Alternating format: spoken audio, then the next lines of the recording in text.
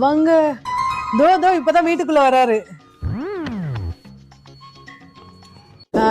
இப்பதான் சாவி மாட்டுறாரு. ஆமாமா, ரொம்ப டயர்டா இருக்காரு. இப்பதான் பேக் ஆயிட்டுறாரு. இப்பதான் வாட்ச் கட்டுறாரு.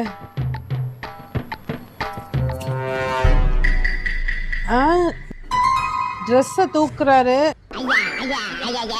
சொரிறாருமா அவரு. திட்டுறாருமா என்ன.